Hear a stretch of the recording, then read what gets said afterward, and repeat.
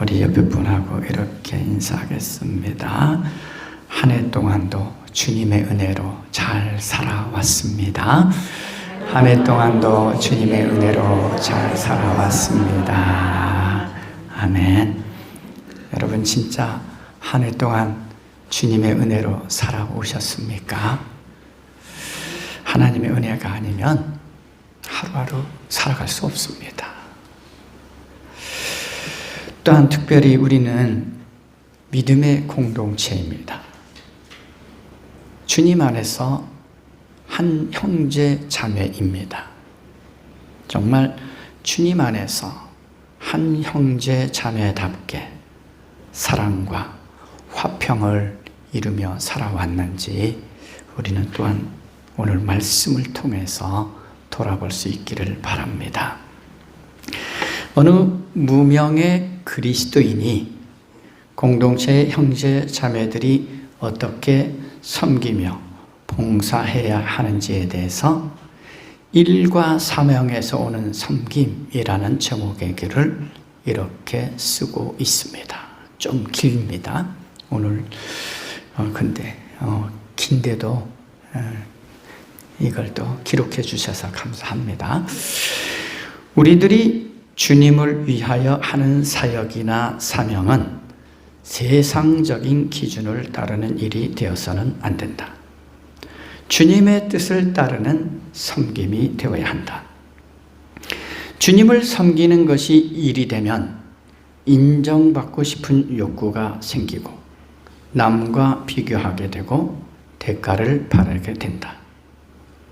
일이라 생각하면 하는 것들은 자신이 하나님으로부터 어떤 은혜를 누리고 있는지 잊어버리고 일에 대한 보상을 바라는 세속적인 마음을 갖게 된다. 일은 입에서 불평이 나오게 되며 마음도 몸도 피곤하고 지치게 한다. 일은 자존심을 내세우게 된다. 일로서 하는 것들은 다른 사람을 존중하는 마음을 잃어버리고 군림하는 교만한 태도를 갖게 한다. 그러나 섬김은 스스로를 낮추는 겸손함으로 행하게 한다. 그래서 섬기는 자는 누구에게나 존중과 배려의 자세를 가지게 된다. 일은 상대방을 억압하지만 섬김은 서로에게 힘이 되고 위로가 되며 평안을 안겨준다. 섬기는 마음은 섬김 받는 자나 섬기는 자 모두에게 기쁨과 평안이 있고 몸도 마음도 즐겁고 오히려 생기가 넘친다. 섬기는 자는 하나님이 기뻐 받으시고 인정하시는 것으로 만족하며 형제를 기쁘게 한 것으로 만족할 줄 안다. 무엇보다 섬김은 대가를 바라지 않으며 인정받고자 하는 욕구에서 벗어나게 해준다. 우리가 주님을 위한다면서 하는 것이 일이 되고 섬김이 되지 못한다면 우리의 수고와 헌신은 헛된 것이 될 수 있다. 일도 중요하지만 섬김이 되어야 한다. 일은 하면 할수록 시험에 들게 하지만 섬김은 시험을 이긴다. 왜냐하면 섬김은 처음부터 아무것도 바라지 않기 때문이다. 섬기는 것을 행복으로 알기 때문이다. 섬김은 자발적이며 자원하는 마음과 기쁨으로 하는 것이다. 억지로 하거나 불평하면서 하는 것은 섬김이 아니다. 이러한 마음가짐으로 하는 것은 공동체를 깨뜨린다. 사람의 생각에서 나오는 일이 되지 않아야 한다. 하나님의 뜻에서 나오고 하나님의 뜻을 따르는 섬김이 되어야 한다. 일은 수고하고 애쓰지만 피곤을 가증시키기만 한다. 그러나 섬김은 섬길수록 기쁨과 평강이 넘친다. 일은 우리로 하여금 일의 노예로 만들어간다. 그러나 섬김은 자유를 누리는 사람만이 할 수 있다. 일과 섬김을 구분하는 기준은 명확하다. 주님의 다스리심 안에 있지 않고 그 속에 주님의 뜻이 담겨 있지 않은 그것은 세상 일이 된다. 모든 것을 행할 때 주님의 다스리심을 받으며 절대 순종하며 주님의 뜻을 따라 행하는 것이 하나님 나라의 삶이요 섬김이 된다. 우리는 자신의 뜻을 내세우면서도 그것이 마치 하나님을 섬기는 사역이라고 말하는 오류를 범해서는 안 된다. 엄밀히 말하면 그것은 하나님을 섬기는 것이 아니다. 자신의 주장을 내세우는 것일 따릅니다. 특히 하나님을 섬긴다는 명목으로 자신의 자아 실현을 하고자 하는 일들은 이를 넘어서서 하나님의 이름을 모독하는 일이 된다. 우리는 분주하게 일 잘하는 사람을 주의해야 한다. 주님께서 눈여겨보시는 사람은 일하는 사람이 아니라 겸손하게 섬기는 사람이다. 사랑하는 여러분, 우리는 주님의 부르심을 받아 주님과 하나 된 그리스도인답게 주님의 성품을 닮아서 겸손하게 섬기는 삶을 살아가야 합니다. 그런데 예수님의 섬김은 우리가 상상하는 것 이상의 것임을 우리는 성경을 통해서 분명히 알 수 있습니다. 예수님은 자신을 낮추실 뿐만 아니라 십자가에서 죽기까지 희생하시면서 섬기시는 삶을 사셨습니다. 더 나아가 예수님의 섬김은 어떤 섬김입니까?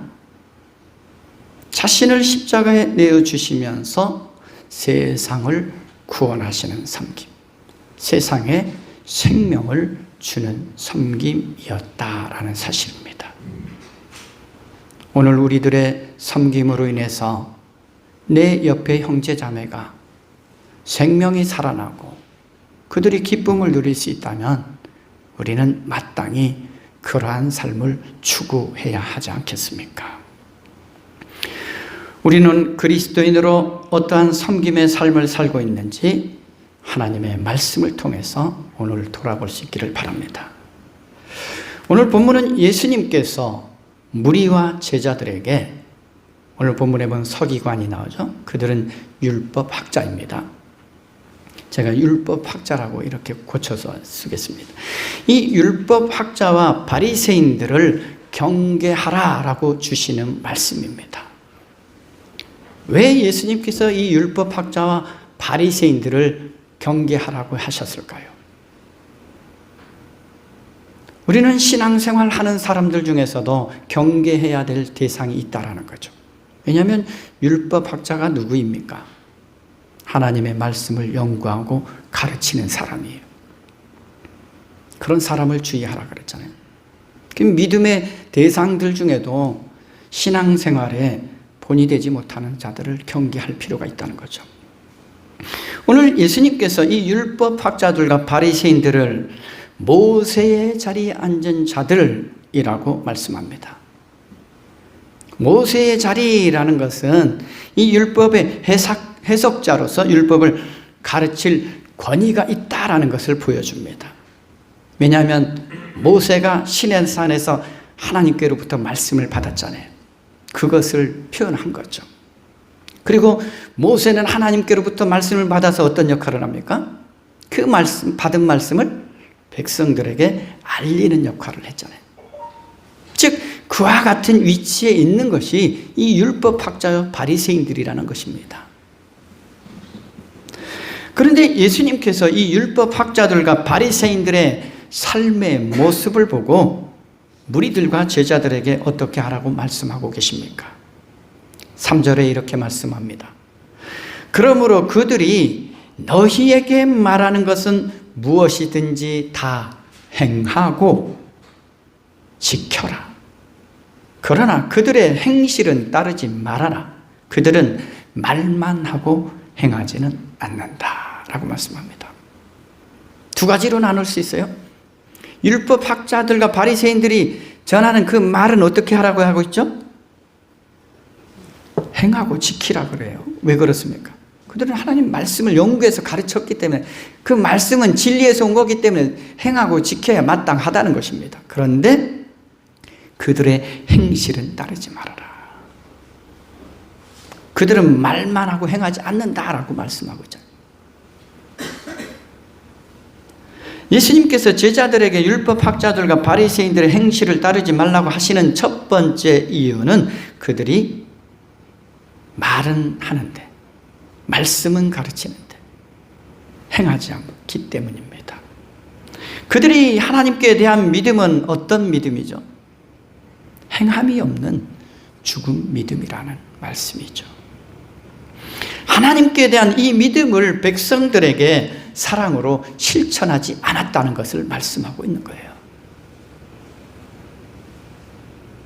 그들은 말씀을 지키라고 가르치면서도 자신들은 지키지 않고 백성들에게는 이 율법에다가 자신들이 만든 이 규정을 더하여서 지키라고 하는 그 짐만 더 안겨주는 역할을 했다는 것입니다. 신앙생활에 있어서 가장 위험한 것이 이것입니다. 말씀이 없는 신앙생활 참 위험합니다. 말씀과 기도가 없는 신앙생활 참 위험합니다. 그래서 기도할 때도 어떻게 하라고 말씀합니까? 하나님의 말씀을 붙들고 기도해야 되는 거예요. 너희는 먼저 그의 나라와 의를 구하라는데 하나님의 뜻을 구하라 그러는데 어떻게 하나님의 뜻을 알 수 있습니까? 막연히 기도하면 알 수 있는 게 아니잖아요. 말씀을 붙들어야 하나님의 뜻이 이 말씀 속에 있는데. 그래서 말씀이 없는 신앙, 기도가 없는 신앙 참 위험합니다. 잘하지도 않습니다. 성숙하지 않습니다. 늘 어린아이의 신앙에 머물게 되는 거죠. 강영한 교수의 책 생각한다는 것, 그리스도인으로 생각하며 살아가기에 보면 이러한 내용이 있습니다. 내 중심이 아니라 하나님 중심으로, 이웃 중심으로 생각하며 삶의 근본 태도가 바뀌어야 하며, 이 세상에서 보냄받은 자로 어디서 무엇을 하든지 그리스도인의 삶의 동기와 목적은 우리를 사랑하시는 예수 그리스도의 사랑임을 잊지 말아야 한다라고 쓰고 있습니다. 우리는 예수 그리스도의 사랑을 가지고 섬기며 살아가고 있는지 돌아봐야 합니다. 내 중심으로 신앙생활 하면 안 되는 거예요. 신앙생활도 내 중심이 될 때가 있어요. 하나님 중심, 그리고 이웃 중심으로 예수 그리스도의 사랑이 나타나도록 신앙생활도 해야 하는 것입니다. 둘째로 예수님께서 이 율법학자들과 바리새인들의 행위를 따르지 말라고 하신 이유가 있습니다. 그들의 행위가 어떠했습니까? 사람들에게만 잘 보이려고만 하는 외식적인 행위였기 때문에 그들을 따르지 말라라고 말씀합니다. 5절에 이렇게 말씀합니다. 그들이 하는 모든 일은 사람들에게 보이려고 하는 것이다. 그들은 경문각을 크게 만들어서 차고 다니고 옷을 길게 늘어뜨린다. 오늘 우리들의 신앙도 어떻습니까? 사람들에게 보이기 위한 신앙입니까? 예배도 마치 사람에게 보이기 위한 예배가 될 때가 있어요. 하나님 중심이 아닌 예배가 있다라는 거죠. 믿음 생활도 그런 거예요. 하나님을 의식하며 살아가야 되는데 사람을 의식하며 믿음 생활해요. 그래서 어떻습니까? 사람들의 눈치는 보는데 하나님의 눈은 의식하지 않아요. 사람들이 어떻게 생각할까는 생각하는데 하나님이 우리를 어떻게 생각하실까는 생각하지 않아요. 이건 사람들에게 보이는 신앙이죠. 또한 이 경문각이 뭡니까? 테필린이라고도 불립니다. 근데 성경 구절을 써놓은 이 양피지 조각을 넣은 작은 상자예요. 이걸 유대인들은 머리에도 이렇게 매기도 하고 왼쪽 팔에 매기도 합니다. 가죽끈으로 묶었죠. 그들은 이 성경 구절을 이 이마에 달고 팔에 달고 말씀과 가까운 것처럼 했지만 그들의 삶은 전혀 하나님의 말씀에서 나오는 삶이 아니었다라는 거죠. 그리고 바리새인들은 사람들에게 과시하기 위해서 옷을도 어떻게 합니까? 크게 했죠, 옷을. 모든 모습이 사람에게 보이기 위한 모습이었죠. 사람에게 보이기 위한 신앙이 되지 마시기를 바랍니다. 하나님이 합당히 여기시는 그런 신앙의 삶을 살아가기를 힘써야 합니다. 또한 세 번째로 예수님께서 제자들에게 이 율법학자들과 바리새인들의 어떤 삶의 모습을 따르지 말라고 말씀하셨습니까? 6절과 7절에 이렇게 말씀합니다. 그리고 잔치에서는 윗자리에, 회당에서는 높은 자리에 앉기를 좋아하며 장터에서 인사받기와 사람들에게 랍비라고 불리기를 좋아한다. 그들은 윗자리, 높은 자리에 앉아서 또한 장터에서는 사람들에게 존경을 받는 그 인사받기를 좋아하는 것을 당연한 것으로 여겼어요. 그들의 교만함이 있는 것이죠. 그리고 그들은 사람들에게 명예로운 이름인 이 랍비라 불리기를 좋아했습니다. 그들은 하나님의 말씀을 따라 살아가기보다는 자신의 명예를 드러내는데 힘을 썼어요. 예수님을 죽이려 했던 그 주동자들 중에 종교 지도자들이 많잖아요. 왜요? 왜 그런 이유 가운데 하나가 여기 있어요.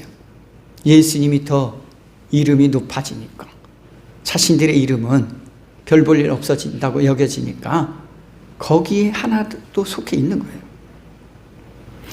예수님은 율법학자들과 바리새인들의 이러한 위선적인 모습을 무리들과 제자들에게 알려주시면서 오늘 새로운 삶에 대해서 말씀해 주고 계십니다.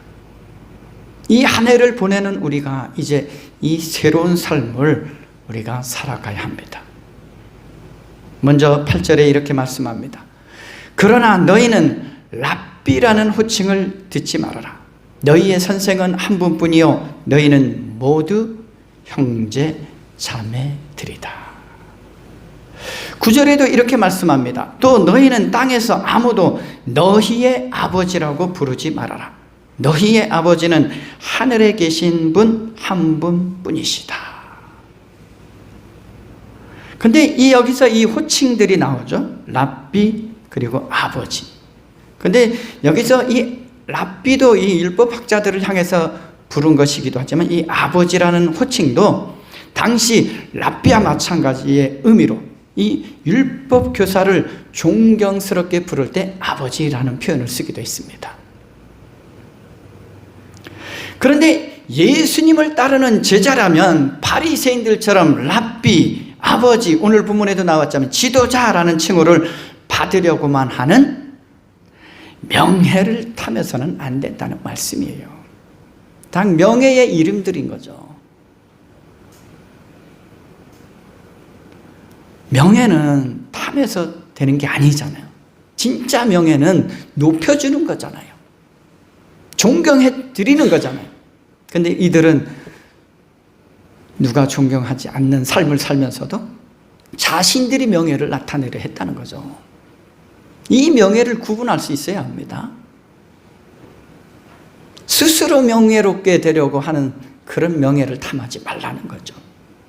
예수님께서 말씀하신 것이 바로 그것입니다. 오히려 예수 그리스도 안에 있는 모든 사람들은 오늘 한 형제 자매임을 알고 서로 사랑하고 섬기는 삶이 되어야 한다는 말씀이죠. 다 공동체 안에 있는 사람들이잖아요. 공동체 안에서 누가 높고 누가 낮은지 우열을 가리는 이 율법학자들과 바리새인들처럼 세상적인 기준으로 살지 말라는 말씀입니다. 우리들은 왜 신앙생활 하면서도 자꾸 세상의 기준을 교회 안에 적용하려고 합니까? 왜냐하면 하나님의 말씀의 기준이 세상 어떤 기준보다 높은 차원의 것인데 낮은 수준의 차원의 기준을 가지고 와서 신앙생활에 도입하려고 하는 어리석은 모습들을 가지고 있다는 거죠. 하나님 나라의 질서는 세상 기준을 뛰어넘는 차원 높은 기준이에요. 그런데 우리는 차원 낮은 세상의 기준으로 살아가려 하잖아요. 또한 교회 공동체 안에서 주어지는 직분도 하나님께서 한 형제 자매인 성도들을 섬기기 위해서 하나님께서 세우신 것임을 말씀하고 있습니다. 만일 그 직분을 하나님을 섬기고 공동체 안에 형제 자매를 섬기는 일에 사용하지 않는다면 그는 그 직분을 명예로 알고 권력으로 잘못 알고 있는 것입니다. 오늘날 교회 속에도 이런 일들이 허다하죠. 장로가 되면 마치 그것이 명예로운 자리인 줄, 그게 권력의 자리인 줄 잘못 알아요. 교단의 총회장이 되면 그게 명예로운 자리인 줄 잘못 알아요. 권력의 자리인 줄 잘못 알아요.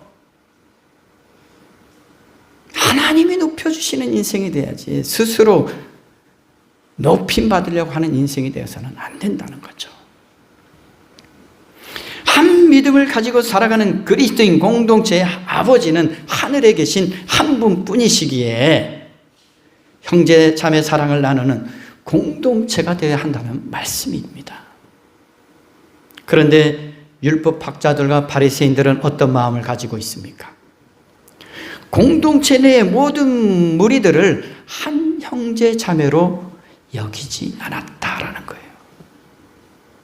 자신들만이 구별된 하나님의 백성처럼 여겼다라는 거죠. 예수 그리스도 안에서는 모두가 한 지체임을 알지 못한 것입니다. 한 형제라면, 한 형제 자매라면 서로 존중해야 합니다. 배려해야 합니다. 여러분, 형제 자매를 위해서 많이 희생하지 않습니까? 그 마음을 가지고 있어야 되는 거죠. 그리고 그리스도인들에게 있어서 지도자는 오직 예수 그리스도밖에 없다는 것을 알고 예수님을 따르는 삶이 가장 지혜로운 삶이요 하나님 나라의 삶을 살아가는 길입니다. 예수님을 중심으로 모인 공동체가 하나님 나라의 공동체요 사랑의 공동체입니다. 사람이 중심이 된 공동체는 교회도 아니고 하나님 나라의 공동체도 아닙니다. 그건 교회의 본질을 모르는 거예요. 교회의 주인은 예수 그리스도이십니다. 마지막으로 예수님께서 제자들과 무리들에게 원하신 새로운 삶이 있습니다. 11절과 12절에 이렇게 말씀합니다. 너희 가운데서 으뜸가는 사람은 너희를 섬기는 사람이 되어야 한다. 자기를 높이는 사람은 낮아지고 자기를 낮추는 사람은 높아질 것이다. 으뜸가는 사람, 우리들의 큰 자라고 생각하는 사람들이 있잖아요. 그리스도인 공동체는 누가 섬기는 거죠? 세상의 기준으로는 누가 섬기죠? 낮은 사람, 종된 사람, 노예된 자가 섬기는 것이 세상 기준이잖아요. 그리스도인 공동체는 다릅니다. 내가 높다고 생각되는 사람, 큰 자의 위치에 있다고 생각되는 사람, 그러한 사람이 섬기는 것이 그리스도인 공동체예요. 교만하지 말라는 거죠. 오히려 겸손함으로 섬기는 거죠. 그리스도인 공동체는 큰 자가 된 자, 으뜸가는 자가 오히려 자신을 낮춰서 섬기는 것이 교회 공동체입니다. 예수님을 진정으로 믿고 그분의 다스리심 아래 살아가는 사람이라면 주님을 닮아서 오히려 교회 공동체를 더 잘 섬겨야 한다는 말씀입니다. 주님은 섬김의 본이 되어 주셨잖아요.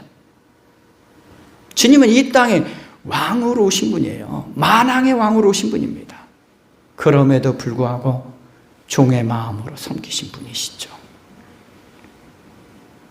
율법학자들과 바리새인들처럼 이기적인 야망과 욕망으로 큰 자, 즉 으뜸가는 사람인 양 하지만 그 삶은 으뜸 가는 삶도 아니고 섬기는 삶도 아니었다라는 것입니다. 예수님께서 이 땅에 오신 목적을 마태복음 20장 26절에서 28절에도 이렇게 말씀합니다. 그러나 너희끼리는 그렇게 해서는 안 된다.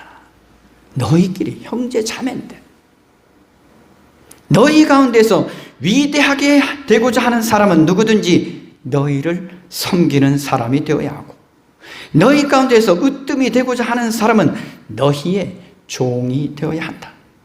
인자는 섬김을 받으러 온 것이 아니라 섬기러 왔으며 많은 사람을 위하여 자기 목숨을 몸값으로 치러 주려고 왔다라고 말씀합니다. 과연 우리는 예수님처럼 종이 되고자 하는 마음, 정말 자기 목숨을 내어서 희생하고자 하는 마음이 있습니까? 이 마음이 없으면 섬길 수 없어요. 이 마음이 없으면 우리가 하는 섬김은 섬김이 아니라 일이 되는 거예요. 일. 마가복음 10장 43절에서 45절에도 동일하게 말씀하고 있습니다. 그러나 너희끼리는 그렇게 해서는 안 된다. 너희 가운데서 누구든지 위대하게 되고자 하는 사람은 너희를 섬기는 사람이 되어야 하고 너희 가운데서 누구든지 으뜸이 되고자 하는 사람은 모든 사람의 종이 되어야 한다. 인자는 섬김을 받으러 온 것이 아니라 섬기려 왔으며 많은 사람을 구원하기 위하여 치를 몸값으로 자기 목숨을 내주러 왔다. 예수님의 섬김은 생명을 내어주시는 섬김이라는 거죠. 생명을 살리기 위한 섬김이라는 거죠. 예수님의 섬김의 목적은 분명합니다. 많은 사람을 구원하여 생명을 주시기 위한 섬김입니다. 함께 하나님 나라를 누릴 수 있도록 하시기 위하여 종의 자리에서 종의 모습으로 섬기시는 본이 되어 주셨습니다. 종의 자리에서 자기 목숨을 내어 주기까지 희생하는 삶이 섬김의 기준이죠. 교회 공동체는 이처럼 예수님과 같이 올바른 섬김과 헌신으로 생명을 살리는 공동체임을 잊지 말아야 합니다. 그렇다면 우리가 어떻게 하면 많은 사람을 구원하여 생명을 얻게 하는 이 섬김의 삶을 살아갈 수 있을까요? 이 비결도 다른 데 있지 않습니다. 데살로니가전서 2장 13절에 이렇게 말씀합니다. 하나님의 말씀을 사람의 말로 받아들이는 것이 아니라 하나님의 말씀으로 받아들일 때에 섬김의 삶을 살 수 있다라고 말씀합니다. 우리가 주님처럼 섬김의 삶을 살지 못하는 것은 살아 움직이는 하나님의 말씀을 하나님의 말씀으로 받아들이지 않기 때문입니다. 하나님의 말씀보다 내 이기적인 생각과 욕망과 욕심이 앞서기 때문에 생명을 살리는 섬김이 되지 못한다는 것입니다. 하나님의 말씀을 하나님의 말씀으로 받아들이는 교회 공동체만이 사랑의 실천과 섬김과 헌신의 삶을 기쁨으로 감당할 수 있다는 말씀입니다. 그렇다면 우리는 이 말씀을 어떻게 받아들이고 있을까요? 하나님의 말씀으로 받아들이고 있습니까? 오히려 또한 말씀을 우리가 가까이 하는 삶을 살고 있을까요? 오늘 예수님께서 율법학자들이 가르치는 그것을 어떻게 하라고 했죠? 행하고 지키라고 분명히 말씀해요. 하나님의 말씀이기 때문에 행실만 따르지 말라 그랬죠. 참으로 하나님의 나라에 속한 하나님의 자녀답게 또한 자기를 낮추는 사람만이 겸손하게 섬겨나갈 수 있다라고 말씀하고 있습니다. 그렇다면 이 율법학자들과 바리새인들은 하나님의 말씀을 어떻게 받아들였다는 거죠? 자신들을 향한 하나님의 말씀으로 받아들이지 않았다는 거예요. 그래서 그들은 결코 변화된 삶을 살 수가 없었고 참된 섬김의 삶을 살 수가 없었다는 거죠. 우리가 신앙생활 하다 보면 이런 말을, 왜 저 사람 교회 다니는데 안 변해요? 듣잖아요. 왜 세상 사람들하고 똑같아요? 듣잖아요. 왜 그럴까요? 다른 데 있지 않습니다. 하나님의 말씀을, 나에게 주시는 말씀으로 받아들이지 않으니까, 그 말씀이 삶이 되어 나타나지 않으니까 세상 사람들과 똑같다라고 말을 듣는 거예요. 바로 서기관과 바리새인들이 그런 삶을 살아갔다는 거예요. 말씀을 아무리 깊이 연구하면 뭐합니까? 말씀을 아무리 잘 전하면 뭐합니까? 말씀이 삶이 되지 못하면 의미가 없는 거죠. 그래서 예수님께서는 그들을 향해서 이렇게 불렀잖아요. 위선자들아, 즉 가면을 쓴 자들아 라고 불렀잖아요. 때로는 이러한 말씀도, 독사의 자식들아. 왜냐하면 공동체에 선을 행하죠. 해만 끼치기 때문에 독사의 자식들아 부른 것이죠. 근데 이 율법학자들과 바리새인들이 처음부터 이런 삶을 산 게 아니죠. 처음에는 바리새인이라는 그 이름이 보여주는 뜻이잖아요. 구별된 자예요. 누구보다 순수하게 신앙을 지키려 했고 세상과 타협하지 않는 존경받는 사람이었다라는 것이죠. 세속적인 것과 세상적인 것과 타협하지 않겠다는 그 신앙의 순수함을 지키려고 했던 사람들이 바리새인들입니다. 그런데 하나님의 말씀을 나에게 주시는 하나님의 말씀으로 받아들이지 않게 되자 그들은 위선적인 종교 지도자들로 변질된 거죠. 그래서 말씀이 없는 신앙은 위험하다라는 거예요. 이단 사이비에 왜 빠질까요? 대부분이 하나님의 말씀보다는 사람들이 가르쳐주는 그 교리에 넘어가는 거예요. 교리. 그들의 거짓된 교리에 넘어가는 거예요. 말씀을 더 깊이 알면 분별할 수 있잖아요. 아, 이건 거짓 가르침이구나. 이건 진리의 가르침이구나. 분별할 수 있는데 말씀 없이 살아가는 거죠. 우리는 하나님을 섬기며 교회 공동체를 섬기기 위해서도 먼저 이 말씀을 나의 말씀으로 받아들일 줄 알아야 합니다. 그리고 스스로 자신을 낮추며 종의 자리에서 섬기기를 힘쓰고 공동체를 화평케 하는 예수 그리스도의 사랑이 우리 속에 있어야 합니다. 내 마음에 예수 그리스도의 사랑이 없으면 섬길 수 없어요. 너무 쉽게 신앙생활 하려고 하면 안 됩니다. 세상과 타협하면서 신앙생활 하려고 하면 안 됩니다. 예수님께서 제자들에게 이렇게 섬김의 본을 보여주셨습니다. 요한복음 13장 13절에서 15절에 이렇게 말씀합니다.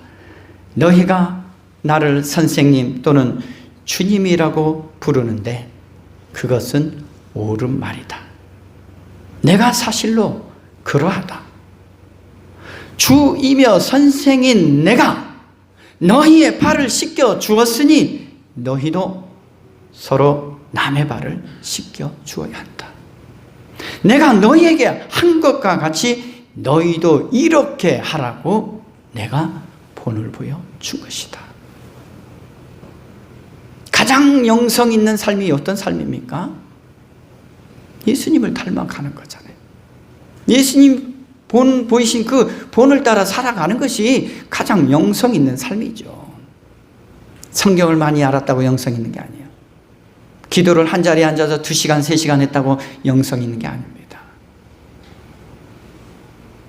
내가 그 말씀 붙들고 또한 내가 주님의 뜻을 구하는 기도를 하고 그 말씀과 기도한 대로 살아가는 삶이 가장 영성 있는 삶이라는 거죠.